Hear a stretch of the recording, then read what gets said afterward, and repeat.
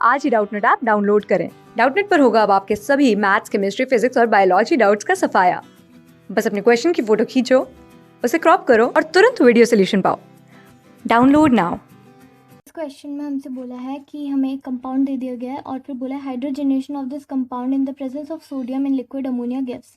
तो इन्होंने क्या दिया है, सोडियम इन लिक्विड अमोनिया। तो हमारा रिएजेंट क्या है यहाँ पर, NaNH3, Na in presence of liquid ammonia. इसको जो है इसको हम इस रिएक्शन को हम बर्च रिडक्शन बोलते हैं। जब NaNH3 को हम किसी एल्काइन या फिर अनसेचुरेटेड जो स्ट्रेट चेन हाइड्रोकार्बन है उसमें यूज़ करते हैं, हम उस रिडक्शन को बर्च रिडक्शन बोलते हैं। और बर्च रिडक्शन में होता क्या है, बर्च रिडक्शन में हमारे पास एल्काइन होती है, कोई भी एल्काइन, और ये जो एल्काइन है ये ऐसी स्ट्रेट होती है, ओके, प्लेनर होती है एल्काइन। तो एल्काइन होता है हमारे पास, उसका बर्च रिडक्शन करते हैं तो हमें ट्रांस एल्कीन मिल जाता है। ओके, सो इसी को बर्च रिडक्शन बोलते हैं। अब हम देखेंगे कि एक्चुअली इस कंपाउंड के साथ में क्या हो रहा है। सो हम इसका बर्च रिडक्शन करवाने वाले हैं, ट्रांस कंपाउंड हमको मिलेगा एल्काइन का। और एक और चीज़ जो हमें ध्यान रखनी है वो ये है कि बर्च रिडक्शन जब हम सोडियम और लिक्विड अमोनिया के साथ में करवाते हैं तो एल्कीन्स का रिडक्शन नहीं होता है, सिर्फ एल्काइंस का रिडक्शन होता है। तो इस कंपाउंड में भी जो एल्कीन है उसका रिडक्शन नहीं होगा, सिर्फ एल्काइन का रिडक्शन होगा। ओके, तो हम स्टार्ट करते हैं। अगर हम पहले ये देखेंगे, हम ये जो कंपाउंड है पहले इसका नॉर्मल स्ट्रक्चर बना लेते हैं। तो यहाँ पे ट्रिपल बॉन्ड लगा हुआ है और उसके बाद यहाँ पर एक CH3 है और एक H है। उसके बाद एक और कार्बन है, हम कार्बन को ऐसे डॉट से रिप्रेजेंट कर रहे हैं। उसके बाद यहाँ पर एक और कार्बन है, उस पर डबल बॉन्ड लगा हुआ है और फिर CH3 लगा है और इस पे H लगा हुआ है। ओके, तो ये जो कंपाउंड है ये, इसको भी हम Me लिख सकते हैं ताकि हमें थोड़ा उसकी उसकी जो सिमेट्री है वो समझ में आए। तो अगर हम यहाँ पे देखें तो इस तरफ और इस तरफ अगर इसका जो है रिडक्शन हो गया तो ये एक सिमेट्रिकल कंपाउंड बन जाएगा। तो हम एक बार को ये सोच सकते हैं कि ये जो कार्बन है इस पर एक CH3 ग्रुप है, एक हाइड्रोजन ग्रुप है। इस तरफ और इस तरफ अगर सेम हो गया तो ये कंपाउंड जो है एक आयरल हो जाएगा। एक आयरल हो गया तो ये ऑप्टिकली इनएक्टिव हो जाएगा। सो हम अगर जो हमको ऑप्शंस दिए हुए हैं उन पे ध्यान दें तो इन्होंने ऑप्टिकल एक्टिविटी की ही बात की हुई है।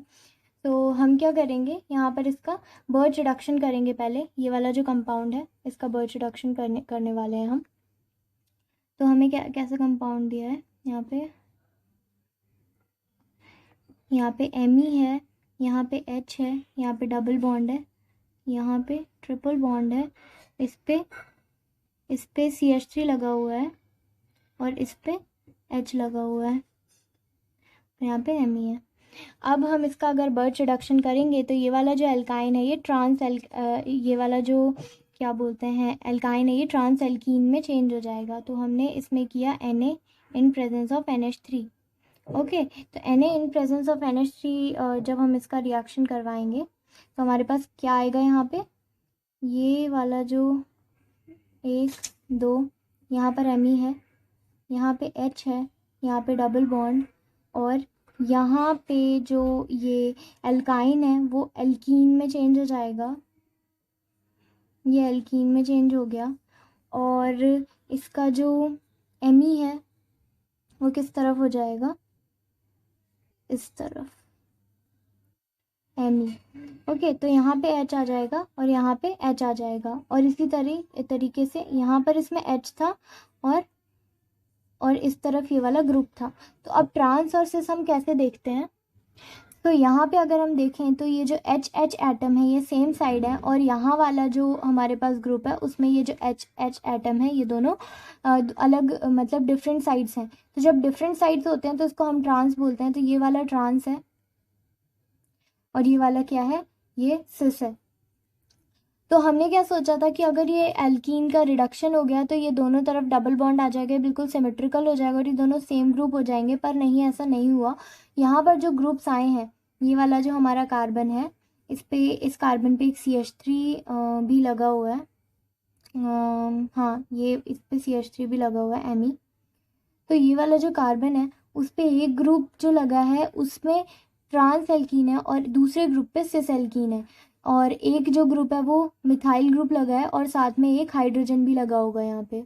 ओके, तो इस पे चारों ही ग्रुप्स डिफरेंट हैं, तो ये जो कार्बन है ये क्या हो जाएगा, कायरल हो जाएगा, और कायरलिटी मतलब ऑप्टिकल एक्टिविटी जो है इसकी हो जाएगी, तो ये ऑप्टिकली एक्टिव है, ऑप्टिकली एक्टिव। ये जो कंपाउंड है एज अ होल ये ऑप्टिकली एक्टिव है। तो अब हम ऑप्शंस देख लेते हैं। इन्होंने क्या बोला, N optically active compound, optically inactive, optically active हमारा आंसर हो जाएगा। अरेसमिक मिक्सचर, तो यहाँ पे कोई मिक्सचर नहीं बन रहा है, यहाँ पे एक ही कंपाउंड बन रहा है, ये चेंज नहीं होगा, ये जो है ये ट्रांस हो जाएगा। उसके बाद डायोस्टीरियोमेरिक मिक्सचर, तो यहाँ पे कोई मिक्सचर नहीं बन रहा है, सिंगल कंपाउंड बन रहा है, तो ये सब हमारे आंसर नहीं होंगे, हमारा आंसर सिर्फ क्या होगा, ए ऑप्शन। क्लास 6 से 12 से लेके नीट, IIT, जेई मेंस और एडवांस के लेवल तक 10 मिलियन से ज़्यादा स्टूडेंट्स का भरोसा। आज ही डाउनलोड करें डाउटनेट ऐप या व्हाट्सएप कीजिए अपने डाउट्स 8400 400 400 पर।